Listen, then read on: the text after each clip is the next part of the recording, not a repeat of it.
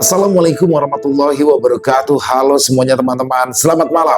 Selamat datang kembali di channel kesayangan kita, channel Ilo Extreme. Dan masih bersama saya Ilo, dimanapun teman-teman berada, semoga teman-teman selalu dalam keadaan sehat walafiat tanpa kekurangan satu apapun. Amin amin ya robbal alamin. Dan pada kesempatan yang baik ini, saya akan membawakan satu kisah dari Lia Maya. Wow, kisah kali ini cukup menarik teman-teman. Yang mana akan menceritakan tentang seorang penjual jamu gendong. Jadi kalau untuk di Jakarta sendiri, penjual jamu gendong seperti ini masih ada tapi jarang ya. Jadi biasanya tuh mbak-mbak jamu yang pakai kebaya, terus ada bakul tuh digendong, makanya dipanggilin jamu gendong.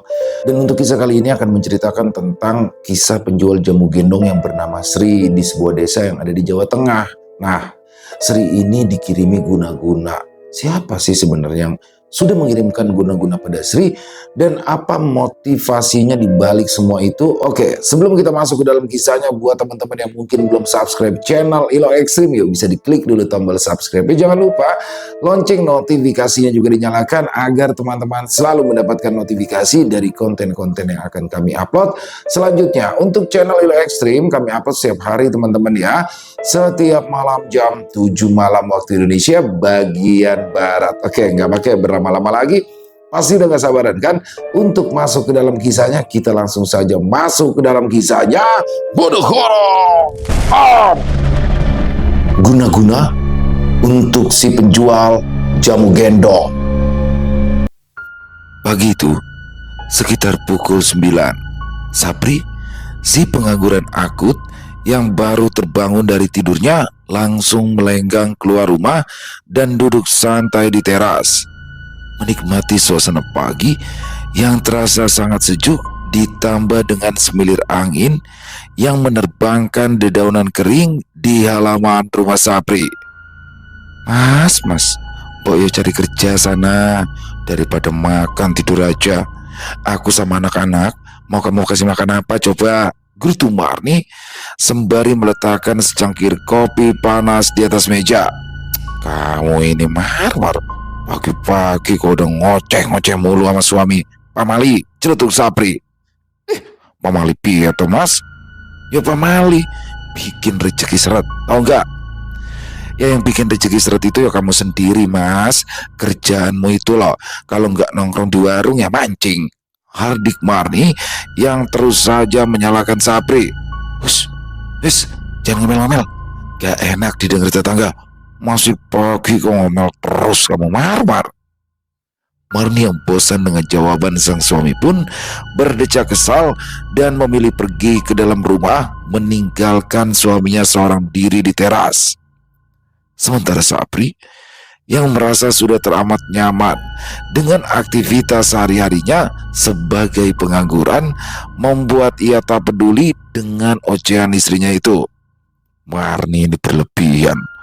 Wong aku nggak kerja aja masih bisa makan kok, gitu Sapri. Ya, sudah beberapa tahun belakangan ini, Sapri yang semula bekerja menjadi satpam komplek di Jakarta pun akhirnya memutuskan pulang kampung saat ia dipecat oleh atasannya. Sementara itu, Sapri tidak lagi merantau dan hanya bekerja serabutan di kampung halamannya. Namun karena mencari pekerjaan di kampung sangat sulit, membuatnya menjadi pengangguran. Akan tetapi, ia tidak pernah pusing karena anak istrinya hidupnya sudah dijamin oleh sang mertua yang merupakan juragan padi. Itulah sebabnya Sapri jadi malas-malasan dan enggan mencari kerja karena ia berpikir bahwa tidak bekerja saja hidupnya masih enak dan terjamin. Dengan santai, Sapri pun meraih cangkir kopi dan menyeruputnya perlahan. Nikmat mana lagi yang kau dustakan? Pagi-pagi santai ditemenin kopi susu. Apalagi kalau ditemani wanita cantik, guys. Ucap Sapri sembari terkekeh. Saat tengah menikmati kopi, samar-samar dari kejauhan Sapri mendengar suara perempuan yang selama ini ia selalu tunggu-tunggu kedatangannya. Ya, Sapri yang setiap pagi selalu duduk di teras rumah, rupanya bukan hanya sekedar untuk bersantai, akan tetapi ia juga selalu menunggu si penjual jamu gendong bahenolan cantik yang kerap lewat di halaman rumahnya. Sapri yang sudah mendengar suara wanita tersebut langsung mengedarkan pandangannya mencari-cari sosok si penjual jamu gendong. "Jamu-jamu," ucap Sri seraya membawa jualannya itu. Dengan pakaian yang khas, layaknya penjual jamu gendong, membuat lekuk tubuh Sri terlihat jelas dan membuat mata para pria yang memandang akan langsung terpana.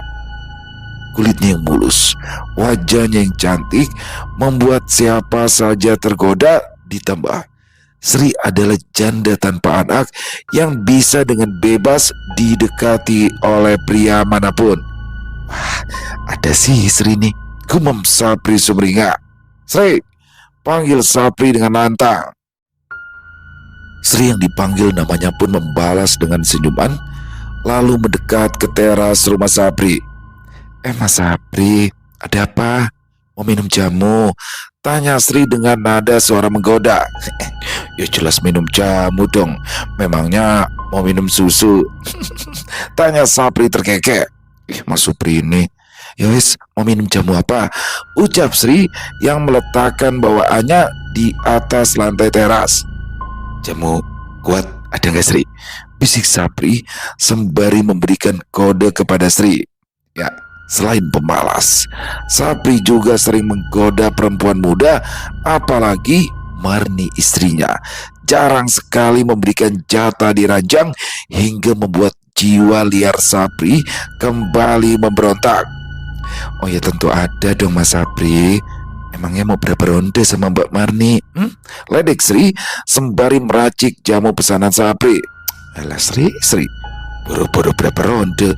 Satu ronde aja jarang dikasih sama si Marni," keluh Sapri. "Waduh, eman Mas, nanti karatan loh kalau nggak dia sasa," ledek Sri. "Ya mau gimana lagi, soalnya si Marni memang jarang ngasih." "Apa kalau gitu nyobainnya sama kamu aja ya Sri," ucap Sapri mencoba menggoda Sri. "Hus, jangan ngawur kamu Mas Sapri, kalau Mbak Marni dengar apa yang gak diamuk kamu." Sapri hanya terkekeh saat mendengar jawaban dari Sri. Tak butuh waktu lama, pesanan Sapri pun kini sudah siap. "Monggo," ujar Sri sembari membelikan segelas jamu.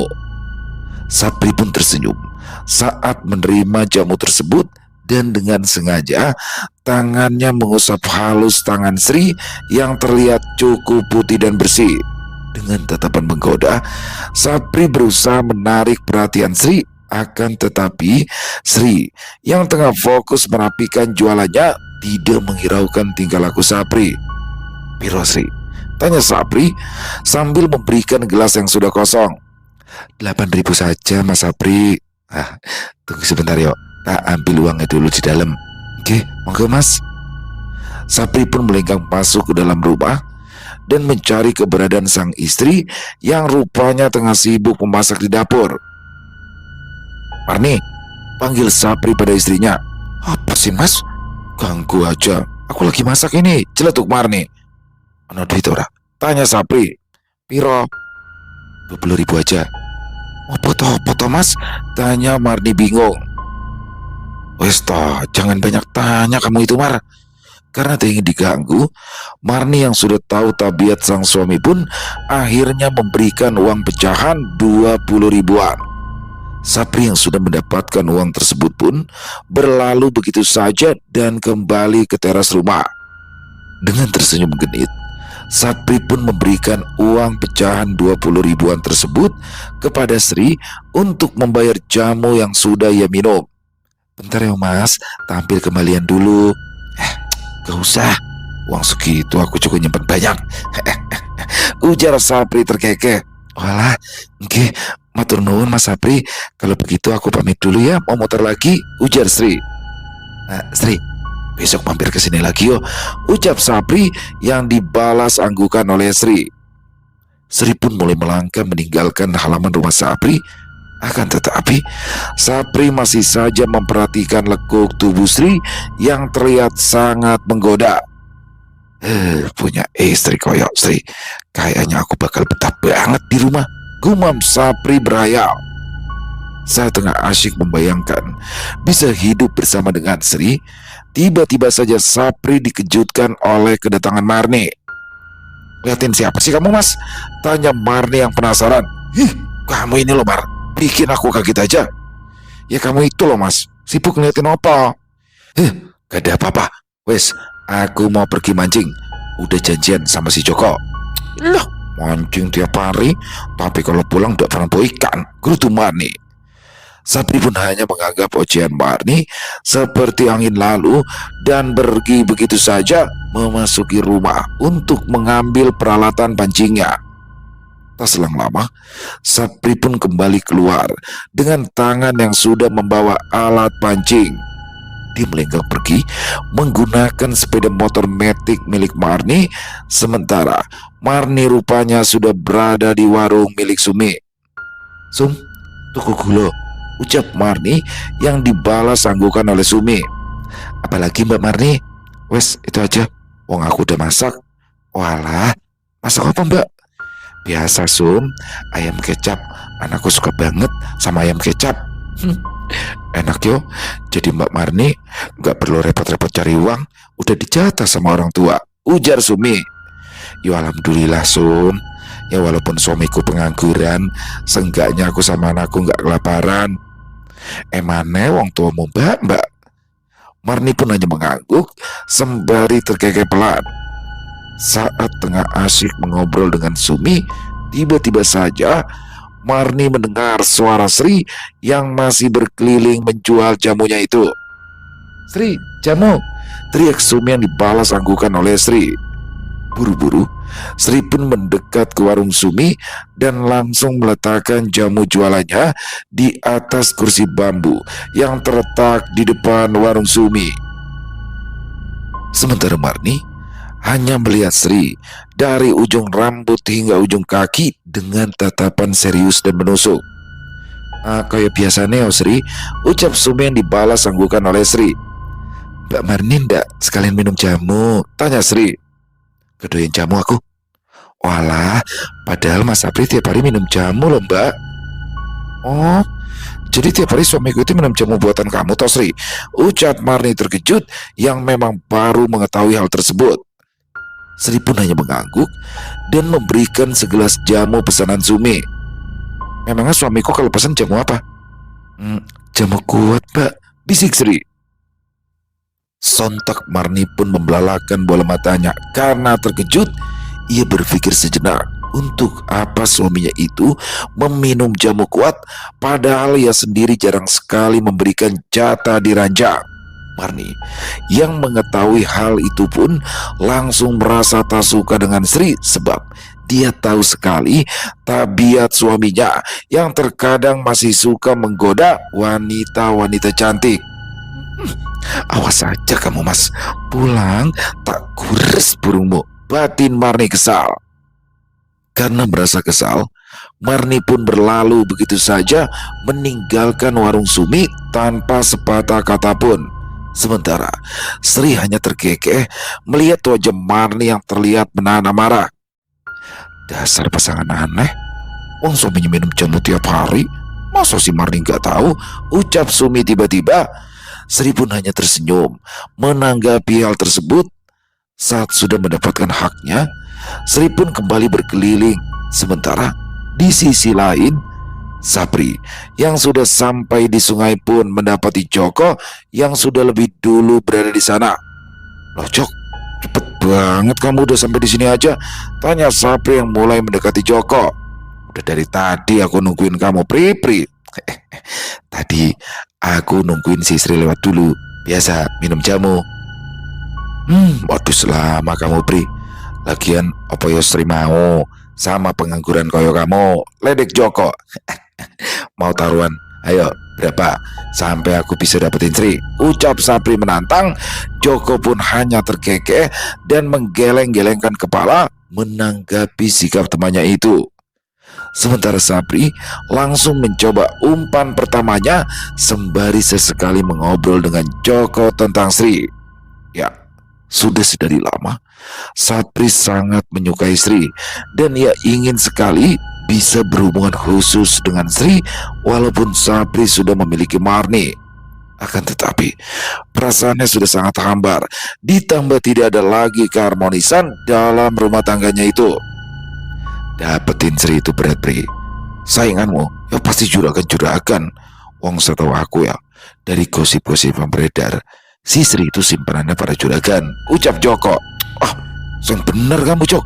Kok aku nggak tahu ya? Ucap Sapri tak percaya. Ya kalau nggak percaya, coba aja kamu cari tahu sendiri. Lagian satu aja nggak habis, Pri. Masa mau nambah istri? Loh, siapa yang bilang aku mau nambah istri? Kalau aku bisa dapetin si Sri, yo Marni tak tinggal. Ucap Sapri dengan entengnya. Sejenak, Joko pun tertegun dengan jawaban Sapri yang terkesan sangat mengentengkan hal tersebut. Pri, Eling, Marni masih mau sama kamu aja udah untung. Masih untung kamu gak ditendang dari rumahnya. Sapri pun tak peduli dengan nasihat Joko, sebab bagi Sapri, jika ia bisa mendapatkan Sri, untuk apa ia mempertahankan Marni yang memang kalah jauh dari Sri dari segi fisik. Apalagi Sapri sangat menyukai karakter perempuan yang genit seperti si Sri. Tak terasa, waktu sudah menunjukkan jam makan siang. Sapri dan Joko yang tidak mendapatkan hasil mancingnya pun memilih untuk pulang. Apalagi perut mereka yang sudah berbunyi minta diisi. Besok mancing lagi nggak, Jok? Tanya Sapri sembari merapikan alat pancingnya. Kayaknya enggak deh, Pri. Soalnya ada kerjaan. Ya wes. Setelah obrolan singkat, Sapri dan juga Joko pun berpisah dan pulang ke rumah mereka masing-masing.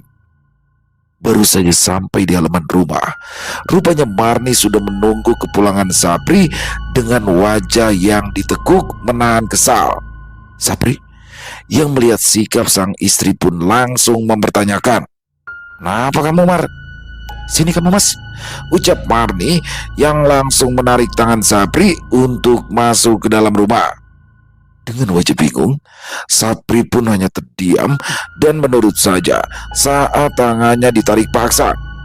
"Mas, aku mau tanya, apa benar kamu ini tiap hari minum jamu kuatnya si Sri?" Tanya Mari dengan nada suara yang tegas. "Iya, emangnya kenapa? Ada yang salah?" "Oh, jadi tiap pagi kamu itu minta uang 20.000 itu buat bayar jamunya si Sri?" "Aku loh cuma minum jamu." "Oh, kamu sampai segitu marahnya?" ucap Sapri yang tak terima dengan sikap Marni. Mas, kucing juga tahu kalau kamu itu kucing garong. Kamu pikir aku ini bodoh, Mas? Aku tahu kamu itu bukan cuma minum jamunya si Sri doang. Pasti kamu ada maksud lain, kan?" Sapri yang dicecar pertanyaan tersebut pun tersulut emosi hingga menimbulkan cekcok di antara Sapri dan juga Marni. "Jangan sembarangan kamu kalau ngomong, Marni.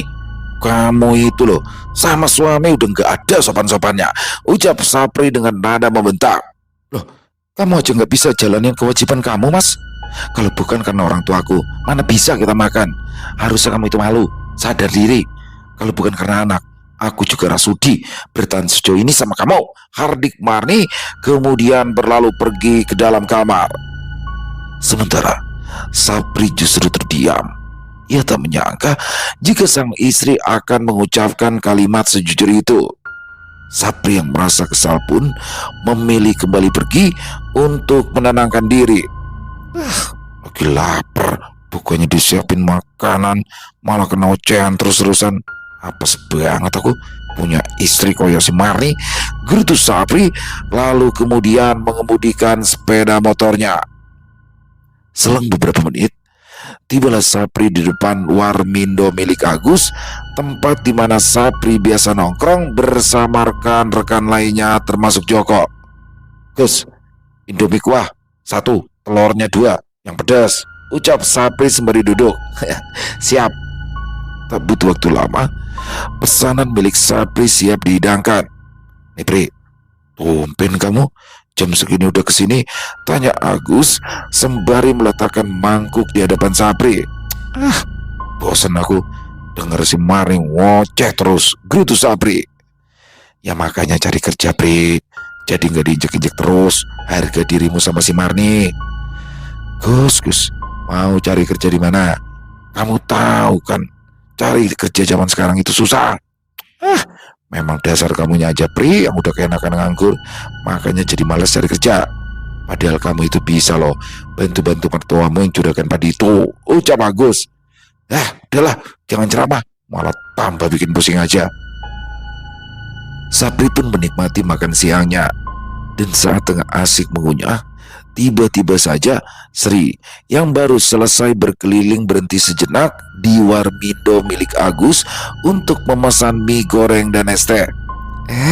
Mas Sapri lagi di sini juga," ucap Sri yang berhasil membuat Sapri hampir tersedak. "Kamu, Sri, udah selesai jualannya?" tanya Sapri dengan wajah yang berubah sumringah. Sementara Agus yang mengamati tingkah Sapri pun hanya menggelengkan kepalanya sembari menyiapkan pesanan Sri. "Udah Mas, ini lapar, malas masak, jadi mampir ke sini deh." "Walah gitu, gimana? Jualannya lancar?" "Lumayan Mas, bisa untuk nyambung hidup." "Oh ya, Mas Sapri kok makan siang di sini? Memangnya Mbak Marni nggak masak?" tanya Sri penasaran. "Masak, tapi aku lagi pengen makan di sini." Sri, ngomong-ngomong, kamu itu kok betah banget deh jadi janda, memangnya tidak kesepian?" Sri pun hanya tersenyum menanggapi pertanyaan Sapri, dan tak berselang lama pesanan Sri pun telah matang. "Aku makan dulu ya Mas Sapri." "Oh iya, monggo dinikmati." Sri yang sedang makan pun merasa cukup risih karena diperhatikan terus-menerus oleh Sapri yang tak berkedip menatap dirinya. "Mas, jangan ngeliatin aku terus, nanti aku keselak."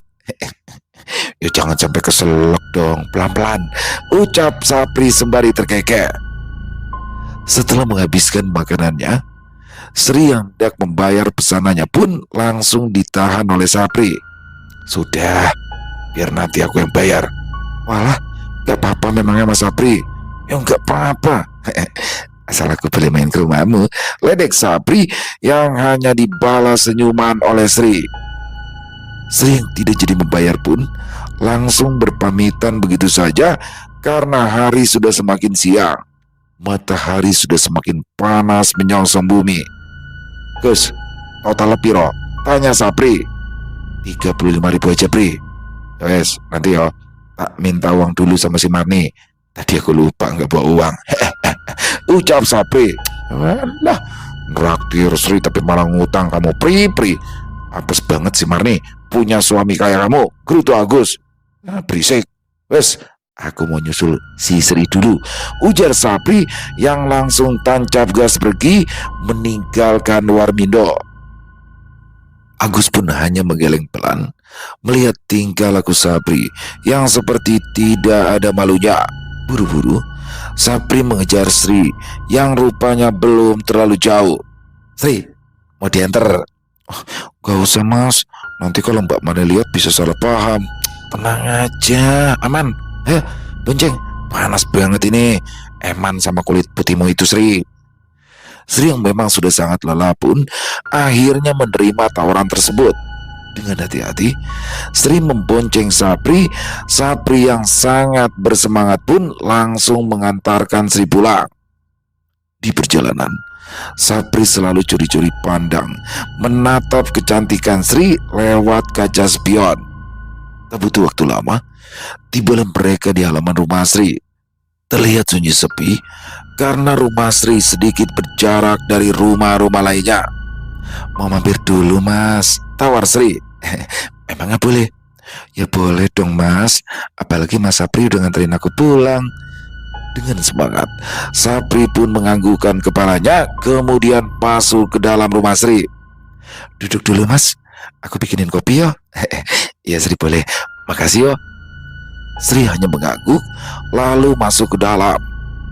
Setelah Sapri menunggu beberapa puluh menit, akhirnya Sri pun keluar dengan secangkir kopi panas dengan pakaian yang sudah diganti. Di mata Sapri, Sri yang mengubah penampilannya pun terlihat semakin cantik dengan daster yang hampir transparan memperlihatkan lekuk tubuh Sri yang semakin menggoda iman. "Monggo Mas, diminum dulu." "Makasih Sri." Kini Sri duduk tepat di hadapan Sapri, membuat jantung Sapri semakin kencang berdetak. Sapri yang sudah tak kuasa menahan perasaannya pun mencoba memberanikan diri. Sri, aku mau tanya Sri," ucap Sapri ragu-ragu. "Mau tanya apa Mas? Apa kamu gak kesepian sendirian terus?" "Memang aku kenapa sih Mas kok nanyanya begitu terus?" "Ya gak apa-apa. Kalau kamu kesepian, aku siap jadi suamimu Sri. Udah lama aku menyukaimu, berharap punya istri koyok kamu ini Sri," ucap Sapri dengan percaya diri. Sri pun hanya terkekeh menanggapi ucapan Sapri seperti tengah bergurau. "Mas, masa dodo aja. Kalau aku nerima kamu, terus Mbak Mari mau kamu kemanakan?" ucap Sri sambil masih terkekeh. "Ya kalau kamu mau nerima aku pasti bakal lebih milih kamu dong Sri. Hidup di sini sama kamu dan aku pergi ninggalin si Marni," ucap Sapri dengan percaya diri. "Ojo ngawur kamu Mas. Loh, aku serius Sri. Aku ini loh udah gak tahan ngeliatin kamu, selalu pengen milikin kamu Sri." Tiba-tiba saja raut wajah Sri berubah seketika. Ia menatap serius ke arah Sapri. "Mas Sapri, sebelumnya aku minta maaf ya. Tapi kalau bisa, Mas Sapri tolong deh sadar diri. Hidup nganggur, numpang sama istri, kebutuhan dicukupi sama mertua. Kok ya bisa-bisanya aku pinjat sama aku toh mas. Yang bujangan aja banyak yang aku tolak, apalagi suami orang, mana pengangguran. Kalau aku terima, aku mau dikasih makan apa mas? Gak mungkin dong aku yang nafkahin kamu," celetuk Sri dengan tegas. Dek, bagai jantung yang ditikam. Seketika Sapri yang semula bersemangat pun langsung merasa kecewa. Dia sakit hati atas ucapan Sri. Ya, Sapri memang sadar selama ini ia hanya menumpang di rumah sang istri. Hanya saja ia tak menyangka wanita yang selama ini ia kagumi bisa dengan mudahnya berbicara sebegitu pedas sehingga membuat hati yang semula berbunga kini berubah seperti tertusuk duri. "Kamu kenapa ngomong gitu Sri?" "Loh, ya memang kan mas, kalaupun aku mau nikah, yo aku pasti akan pilih yang punya banyak uang, yang bisa nyukupi kebutuhanku tanpa susah payah jualan jamu. Kalau ujung-ujungnya sama kamu, yang ada aku kayak Mbak Marni." Sapri yang semakin tersulut emosi pun langsung pergi begitu saja meninggalkan rumah Sri. Dengan wajah menahan amarah, ia kembali untuk pulang, sementara Sri hanya terdiam menatap kepergian Sapri. Dasar laki-laki gak tahu diri, batin Sri. Sesamanya di rumah, Sapri pun berdecak kesal. Ia duduk di teras untuk meredakan amarahnya itu. Sialan, semua perempuan sama aja. Awas saja kamu Sri, akan aku bikin kamu bertekuk lutut, batin Sapri. Entah mengapa, walaupun sudah ditolak mentah-mentah, perasaan Sapri masih sangat menggebu-gebu. Hingga akhirnya ia memikirkan untuk melakukan jalan pintas. Beberapa hari berlalu, kini Sapri tak lagi menunggu kedatangan Sri di teras rumahnya. Bahkan ia terkesan menghindari Sri hingga akhirnya membuat Sri merasa sedikit bersalah karena sudah berbicara terlalu kasar kepada Sapri.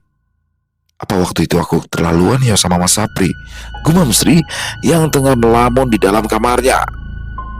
Hingga 1 minggu pun berlalu begitu saja. Entah mengapa, semenjak kejadian tersebut, Sri selalu terbayang-bayang sosok Sapri. Rasanya seperti ada yang kurang jika tidak bertemu dengan Sapri. Perasaannya pun menjadi gelisah. Bahkan ia sampai tidak memperdulikan hal-hal lainnya dan hanya memikirkan Sapri seorang.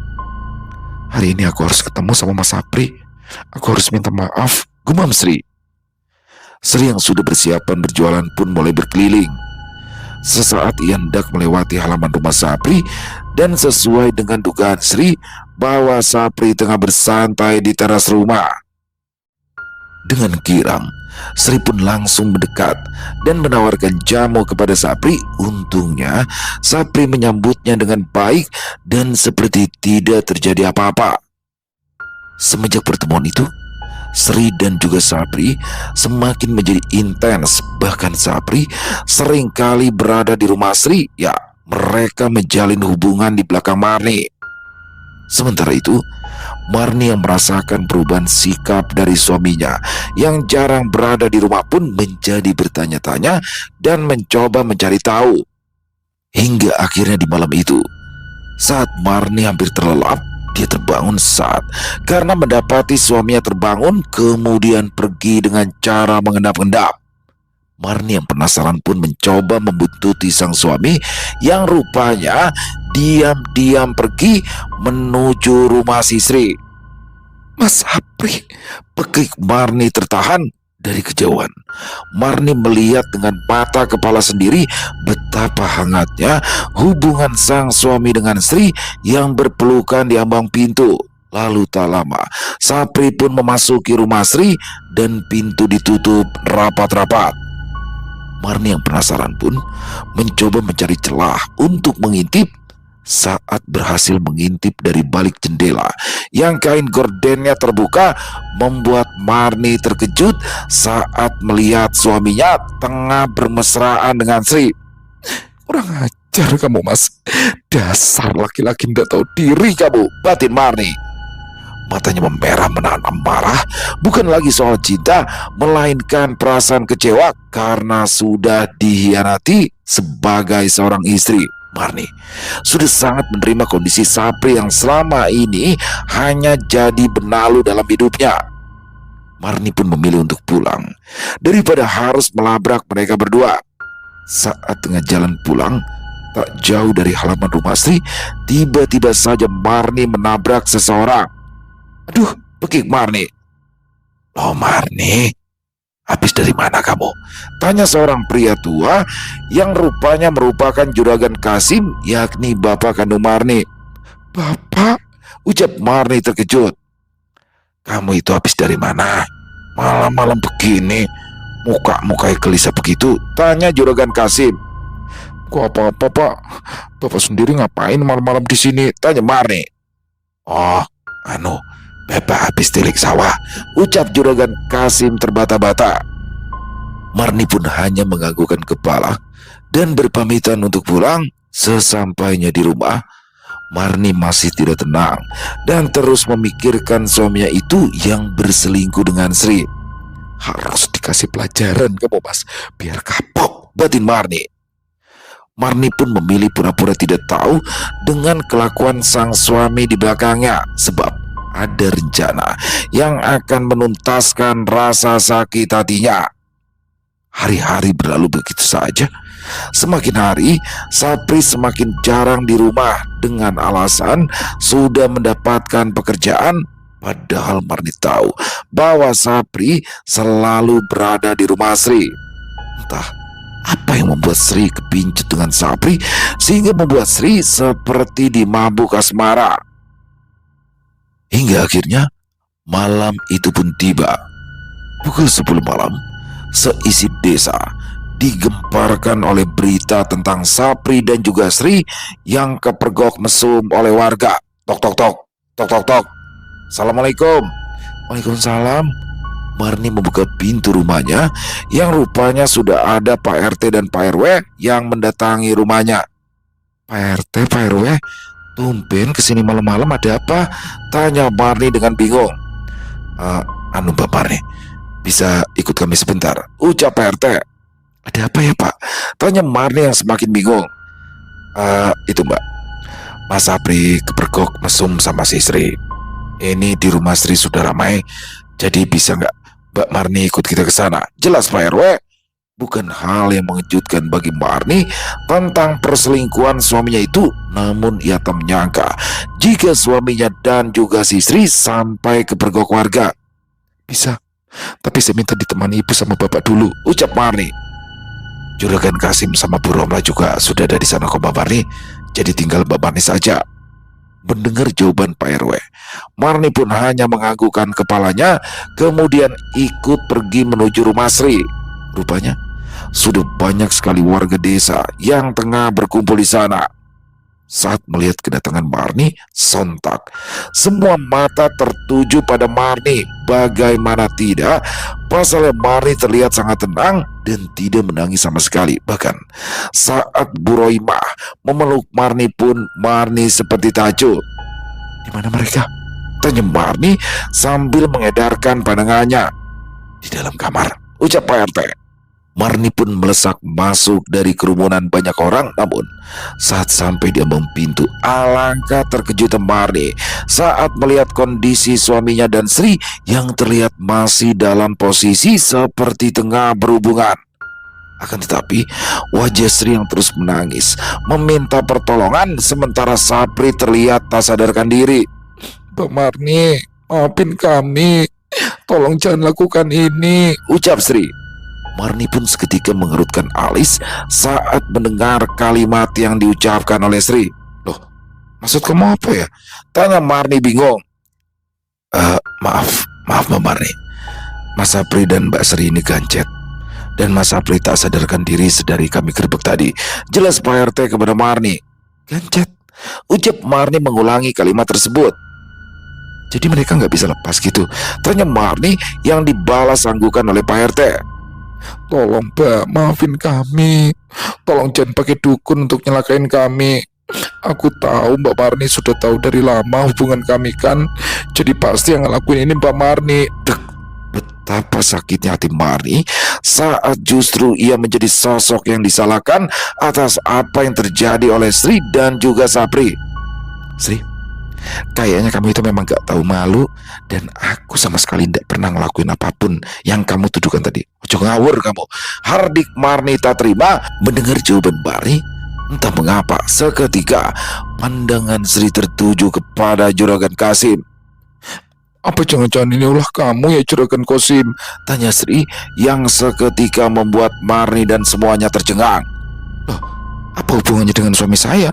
Jangan ngelantur kamu Sri, ucap Bu Romia. Sudah, lebih baik kita cari jalan keluarnya mengenai masalah ini, ucap Pak RT. Mereka pun sepakat memanggil sesepuh desa yang biasa dipanggil dengan sebutan Mbah Suro.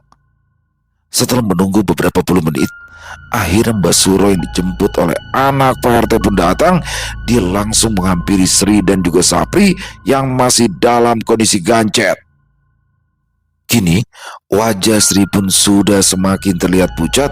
Tubuhnya yang masih tertindih tubuh Sapri pun membuat dirinya sulit bernafas. Tolong, ucap Sri. Sri, gak ada kapoknya kamu berhubungan dengan suami orang, ucap Mbak Suro. Rupanya bukan cuma sekali ini Sri melakukan hubungan dengan suami orang, sebelumnya pun pernah. Akan tetapi ini pertama kalinya Sri mengalami hal semengerikan ini. Mbah Suro pun mencoba membantu Sri agar bisa terlepas dari tubuh Sapri. Namun sayang, entah mengapa kali ini Mbah Suro gagal dan tidak bisa membantu Sri. Ini ada campur tangan orang lain, dan orang yang melakukannya ada di sini, ucap Mbah Suro yang menatap ke arah Marni yang berdiri tepat di samping Juragan Kasim. Marni yang merasa diperhatikan oleh Mbah Suro pun langsung angkat bicara bahwa ia memang sudah tahu sedari lama mengenai hubungan suaminya dan Sri. Akan tetapi ia tidak melakukan apapun. Bahkan yang awalnya ingin balas dendam ia urungkan, mengingat kedua anaknya yang masih membutuhkan sosok seorang bapak. Kalau begitu apa kamu ya Juragan? Tanya Sri dengan suara yang sudah lemas. Sontak seluruh pasang mata pun tertuju pada Juragan Kasim. Ya, dek, Marni tercengang saat mendapati jawaban dari mulut bapaknya itu. Marni tak menyangka bahwa bapaknya juga mengetahui hubungan Sapri dan juga Sri. Bapak ngapain coba ngelakuin ini? Tanya Bu Romia. Apa karena bapak kasihan ya sama aku? Tanya Marni. Juragan Kasim menggeleng pelan. Tiba-tiba Sri memberitahukan semuanya bahwa sebelum ia berhubungan dengan Sapri, rupanya Sri sudah lebih dulu menjadi simpanan Juragan Kasim. Saat Sri lebih memilih Sapri, disitulah teror mulai menimpa Sri. Sri kerap mengalami hal-hal mistis hingga akhirnya mendapati hal yang tak terduga. Namun awalnya Sri mengira jika ini adalah ulah dari Marni yang waktu itu memergoki hubungan Sri dan juga Sapri. Namun sayang, justru hal ini dilakukan oleh Juragan Kasim yang tidak terima jika Sri lebih memilih menantunya yang pengangguran itu. Sementara di sisi lain, Marni dan juga Bu Romia terkejut saat sudah mengetahui kebenaran yang ada di sana. Bukan hanya Sapri, melainkan Juragan Kasim juga berselingkuh dengan Sri. Tega kamu, Pak, tega kamu. Ternyata kamu sama Sapri sama saja, hardik Bu Romia terisak. Sementara Marni hanya terdiam membisu, tak menyangka jika bapak dan suaminya berhubungan dengan wanita yang sama. Mimpi apa aku? Mimpi apa aku bisa ngalamin hal kayak gini? Ucap Marni dengan lirih. Pak RW dan Pak RT pun seketika membuarkan para kerumunan warga dan menghubungi orang-orang medis untuk membawa Sri dan juga Sapri ke rumah sakit karena tidak bisa ditolong lagi oleh Mbak Suro. Sembari menunggu ambulans, Marni pun mencoba menenangkan sang ibu yang terus menangis karena kenyataan pahit yang menimpa dirinya dan juga anaknya itu. Tak selang beberapa lama, mobil ambulans pun datang dan langsung membawa Sri dan juga Sapri ke rumah sakit. Namun sayang, saat di perjalanan, nyawa Sri dan juga Sapri tak bisa diselamatkan. Mereka pun dipisahkan untuk dimakamkan secara terpisah. Kejadian tersebut membuat heboh seantero desa. Gunjang-ganjing, berita keluarga Marni pun kini sedang menjadi buah bibir, apalagi mengenai hubungan Juragan Kasim dengan Sri dan Juragan Kasim yang meminta bantuan dukun untuk melakukan hal tersebut kepada Sri dan juga Sapri. Tak hanya itu, setelah 1 bulan berlalu, setelah kepergian Sapri, kini Marni baru mengetahui bahwa rupanya Sapri melakukan guna-guna kepada Sri hingga Sri sampai bertekuk lutut pada Sapri. Marni mengetahui hal tersebut dari Joko yang baru berani memberitahukan karena saat itu Sapri lah yang bercerita langsung kepada Joko. Hingga akhirnya Marni mencoba ikhlas dengan apa yang sudah terjadi. Sementara itu Bu Roima mencoba memaafkan kesalahan Juragan Kasim. Malam itu, sekitar pukul 10 malam, Marni yang tidak dapat tidur pun memilih untuk duduk-duduk di teras rumah. Kayaknya mau hujan, gumam Marni yang melihat kilatan petir dengan angin yang cukup kencang. Samar-samar Marni mendengar suara langkah kaki seseorang tengah berjalan. Marni yang mendengarnya pun langsung mengedarkan pandangan mencari sosok sumber suara. Akan tetapi tiba-tiba saja terdengar suara perempuan yang sangat ia kenali. Jamunya Mbak Marni. Tiba-tiba Marni terperanjat saat mendapati sosok Sri sudah berada di halaman rumahnya membawa serta jamu gendongnya itu. Sontak hal tersebut membuat Marni terjatuh di lantai tak sadarkan diri. Suasana malam yang sunyi membuat Marni tak ada yang membantu hingga ia kembali tersadar kembali. Aduh, keluh Marni seraya memegangi kepalanya. Sayup-sayup ia mencoba membuka kedua matanya, mengedarkan pandangannya. Kini sosok Sri yang sebelumnya ia lihat pun sudah tidak ada. Marni yang masih diliputi rasa takut pun langsung bangkit dan masuk ke dalam rumah. Di pagi harinya, suasana desa kembali heboh saat ada kabar bahwa ada beberapa warga desa yang melihat dan dihantui oleh arwah Sri yang gentayangan. Rupanya Bukan hanya Marni saja, melainkan warga lainnya juga, apalagi yang biasa menjadi pelanggan jamu milik Sri. Kini, hampir setiap malam, selalu terdengar suara arwah Sri yang memutari desa dengan membawa jamu seperti saat ia masih hidup. Sosok arwah Sri membuat suasana desa menjadi mencekam saat malam tiba, hingga ada beberapa warga yang enggan keluar malam karena tak ingin bertemu dengan sosok arwah Sri. Sosok, wow, luar biasa kisah dari Lia Maya. Waduh, waduh, nih ngeri banget ya.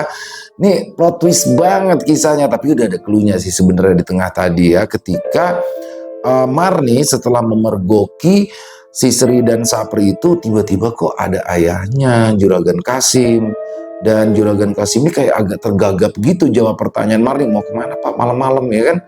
Nah di situ sebenarnya udah ada kecurigaan ya, dan akhirnya benar bahwasanya apa yang terjadi kepada Sri dan juga Sapri itu adalah perbuatan daripada Juragan Kasim. Di sini Juragan Kasim merasa kesal ya, merasa kesal karena Sri yang selama ini menjadi simpanannya lebih memilih Sapri yang padahal cuma laki-laki pengangguran yang juga adalah menantu dari Pak Kasim sendiri.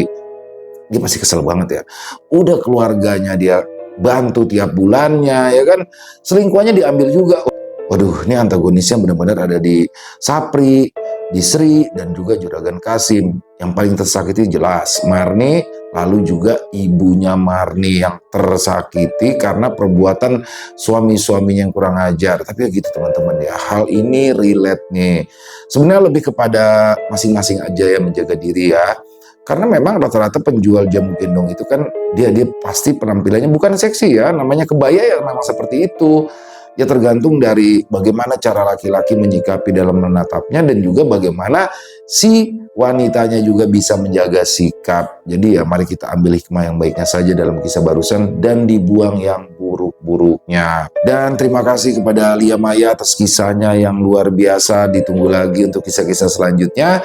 Dan semoga teman-teman semua terhibur ya dengan kisah dari Lia Maya barusan. Dan buat teman-teman yang mungkin punya komentar lain, yang mungkin punya pendapat lain tentang kisah barusan, silakan bisa menuliskannya di dalam kolom komentar ataupun hanya sekedar saling menyapa. Insya Allah kami akan menjawabnya satu persatu. Dan buat teman-teman yang suka dengan videonya, yuk bisa diklik tombol like, tombol jempol, tombol hype-nya juga jangan lupa diklik. Dan boleh juga dong dibantu di-share ya link videonya ini ke teman-teman yang lain agar juga ikut merasa terhibur. Sampai berjumpa lagi di konten-konten kami selanjutnya yang pasti tidak kalah ngerinya, yang pasti tidak kalah seramnya. Masih bersama saya Ilo di channel Ilo Extreme. Salam sehat, sukses selalu untuk kita semua. Wassalamualaikum warahmatullahi wabarakatuh.